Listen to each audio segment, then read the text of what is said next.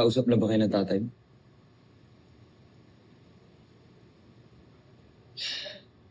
Hindi pa po. Hindi ko pa kayang harapin siya ngayon eh. Naintindihan naman kita, Iwan. Alam niyo po yung nangyari? Sinabi sa akin ni Chloe. Galit ka pa rin ba sa tatay mo? Sama po loob ko. Oo. Pero tatay ko pa rin siya eh. Kailangan ko siyang tulungan. Kaso Sir Kaloy, wala akong pambayad ng pampiyansa niya. Wala pa akong mabubuo eh. Tama naman yun. Talagang siyempre, tatay mo pa rin yun. Kahit anong mangyari, kailangan mong tulungan yun. Ha? Pero kung naalala mo, nangako rin ako sa'yo, di ba? Natutulungan kita.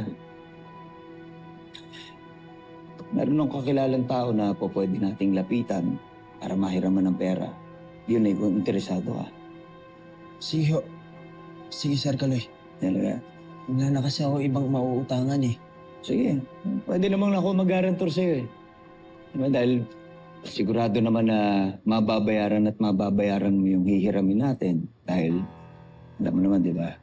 Pasisikatin pa kita, marami akong planong magaganda para sa'yo. Huwag ka mag-alala, itatawagan ko agad, Asa. Ha? Pero, nak, meron pa akong ihilingin sa'yo.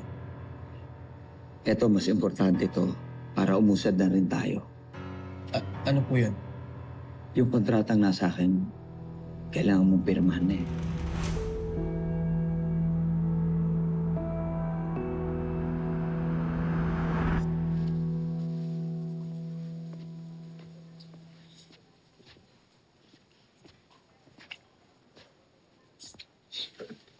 Nadja. Nadja, maraming salamat na dumalaw ka. Gusto ko talaga magpaliwanag sa'yo eh. Hindi na kailangan. Kung ano man meron kayo ni Sus, naiintindihan ko na. Wala akong karapatan at wala akong pakialam. Oo, pero naglihim kasi ako sa'yo eh. Sana mapatawad mo ko. Kaya ko magpatawad, Nonoy. Pero hindi ko alam kung kaya pa kitang pagkatiwalaan. Nadja. Isa lang ang malinaw sa akin ngayon. Nandito tayo para kay Makmak. Para sa kapakanan niya. Nadja, nakikiusap ako, ilayo mo siya kay Kaloy. Sigurado ko mapapahamak siya sa taong yun. Nagkausap na kami nung taong sinabi ko sa'yo na malalapitan natin para mahiraman ng pera. No problem na, i-release na yung pera. Pero pirmahan mo na rin to.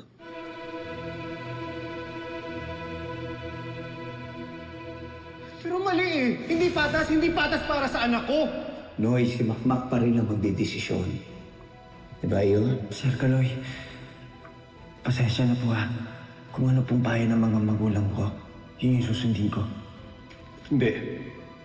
Hindi pipirma si Makmak. Anak, ipapaalala ko lang sa'yo, yung kontratang yan, yan ang magbibigay ng kasiguraduhan para mabayaran mo yung utang na iniram natin. Kaya sana, pirmahan mo na yung kontratang yan. Nang sa ganun, mailabas na rin natin yung tatay mo sa kulungan.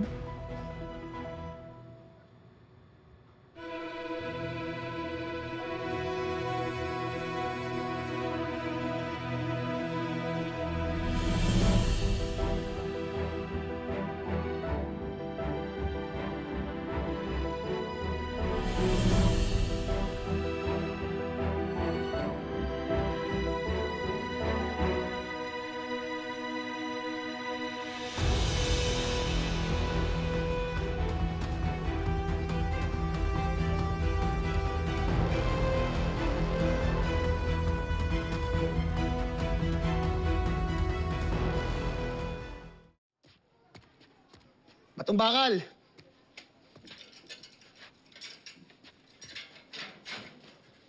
Daya ka na. Sir, anong nangyari? May nagpiansa sa'yo. Sino po? Okay, good. Salamat, attorney, ha? Ay. Mac, Sir, it's done. Nakalaya na tatay mo.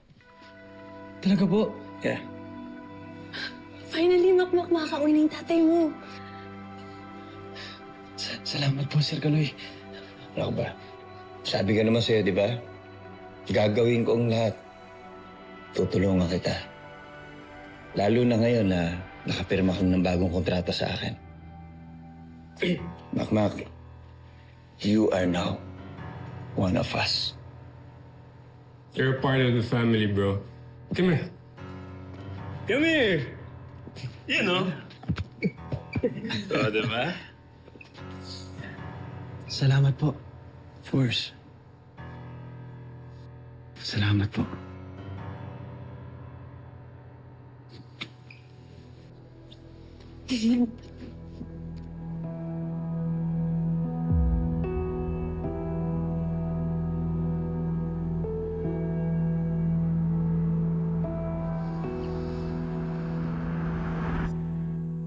Basta, iho, no need to worry.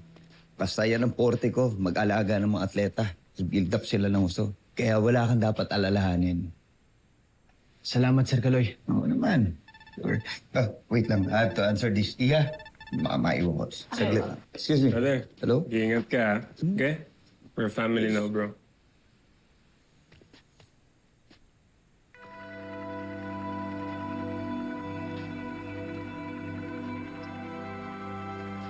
Oh, Makmak. Ba't parang sad face ka pa din?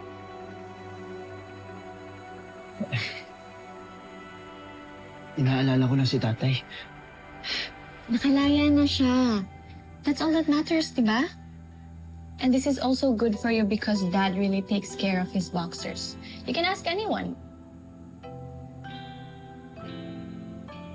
Alam ko nasa mabuting kamay ako. Si Chloe, una na ako, Okay. Ingat ka.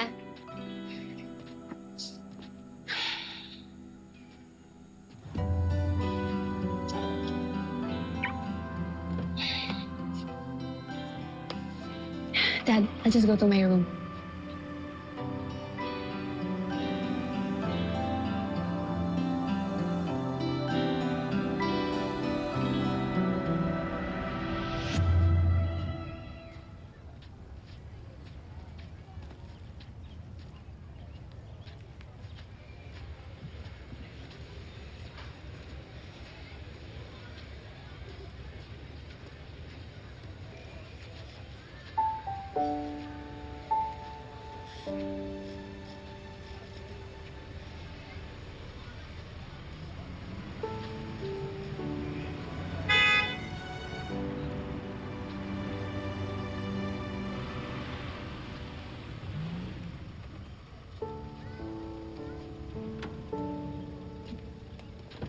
Lakal.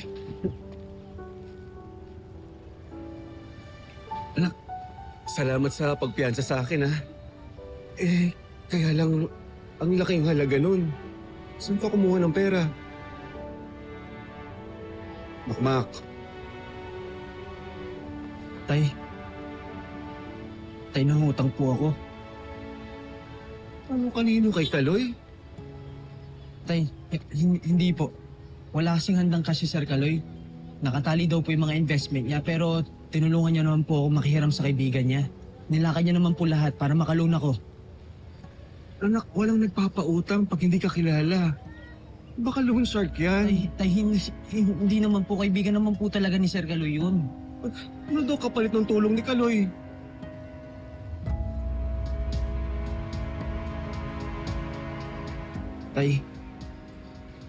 Tay, pinirmahan ko po yung kontrata. Bak naman! Tay, huwag kayong magalit. Ang importante nga po, malaya na po kayo ngayon, di ba? Oo nga, pero napag-usapan na natin yan. Pero hindi ko kayang nakita kayo nakakulong. Oo anak, pero si Kaloy yung tuso yun. Anak, hindi siya mapagkakatiwalaan. Tay, tapos na. Nangyari na po. Tay, masaya po akong nakita kayong malaya na ulit. Pero kung anong man po mangyari, bahala na. Pero, alagaan naman po ako ni Sir Kaloy eh. Nangako po siya.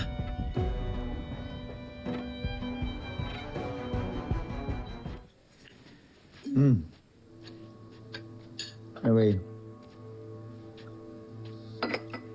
sobrang okay na tayo. Asa atin na si Makmak, hawak na natin siya sa leg. Dad, hindi niya alam kung anong pinasok niya. Alam mo, ganun talaga ang mga tao. Pagka nagigipit, kakapit sa patalim. Tama.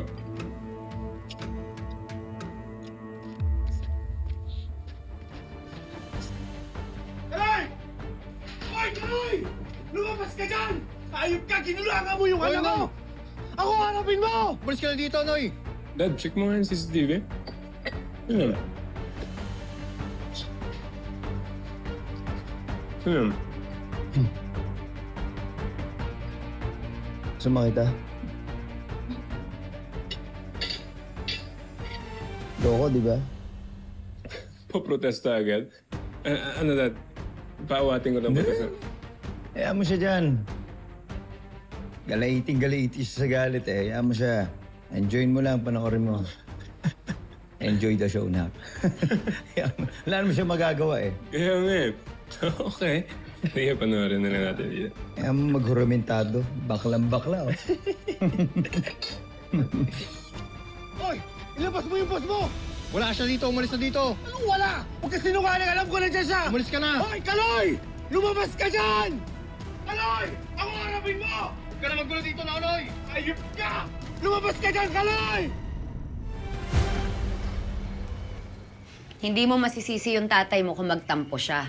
Di ba pare-pares tayo nag-agree na hindi maganda yung kontrata? Bakit ka bumaliktad? Kahit ginawa mo pa yun para sa tatay mo. Nay, ba't ba kayo nagagalit sa akin? Di ba kayo yung una nagtiwala sa kanya at kayo yung una nakipag-deal sa kanya at huwag niyo ako sisisihin. Sinusunod ko lang kayo. Hoy, Makmak, wag mo binabalik sa akin yan, ha? Oo, ako ang nakipag-deal kay Kaloy. Para sa pangarap mo yon, di ba? Pero hindi ibig sabihin nun, sarado na yung mata ko sa bawat desisyon niya.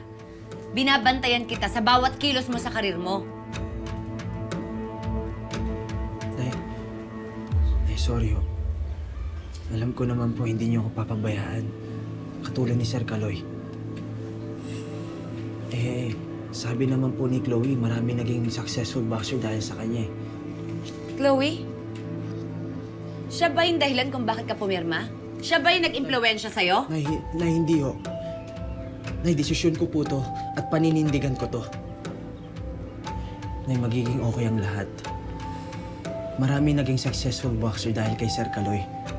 At akong susunod doon. Nay, babawi ako. Babawi rin tayo. Ang importante ngayon, nakalaya na si tatay at maging masaya tayo doon. Diba?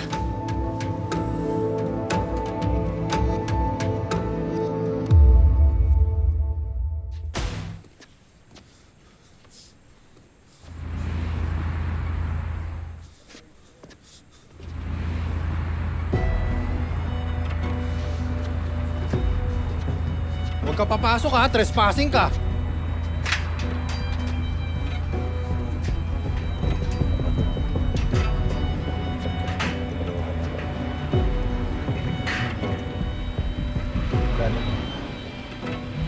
Ayop ka, Kaloy! Lumabas ka dyan! Sabi ka muna, Noy. Ano? Ayop ka! Harapin mo ako! Ginulangan mo yung anak ko, hayop ka!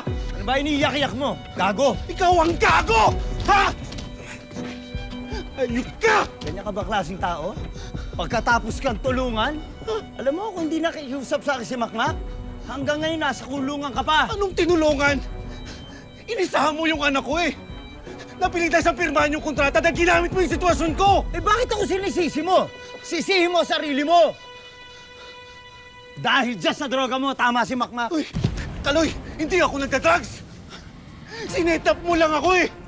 Nakausap ko na si Sus. Sinabi niya sa akin yung plano mo. Ginawa mo yun para matanggal ako sa training ni Makmak! Sino yung source mo? Yung bakla, pareho kayong bakla. Puro kayo Gago ka! Gago ka ha! Hoy! Hawakan yan! Sige! Lapit nga rito. Hoy, para sabihin ko sa'yo, businessman ako. Your son is part of my business. Kaya lahat ng bagay na pwede ko siya maalagaan, gagawin ko. Hindi ka tulad mo, ikaw problema ka eh. Wala kang kwentang ama. Sandali lang. Para sa kaalaman mo na rin, no? Hindi na ikaw magiging coach ng anak mo. Dahil bad ka na sa gym ko. Loko. Sarado niyo yung gate! Boss!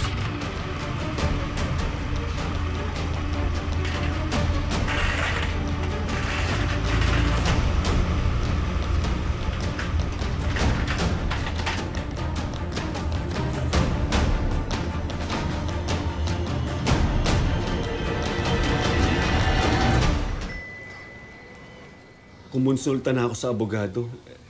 Lahat naman dumaan sa tamang proseso eh. Tapos, nasa tamang edad na si Makmak, kaya pwede na siyang magdesisyon para sa sarili niya. 10 taong nakakontrata si Makmak kay Kaloy. Tapos lahat kontrolado niya. Yun nga eh. Ang tanging paraan lang para makawala siya sa kontrata, i-buy out natin si Kaloy. Sa halagang 20 million yun. Saan naman tayo kukuha ng ganong kalaking halaga? Hindi pa nga kasama dun yung 2 million pesos plus interest na ginamit ni Makmak para mapiyansahan ako eh. Ang ibig sabihin, wala na talagang kawala si Makmak kay Kaloy.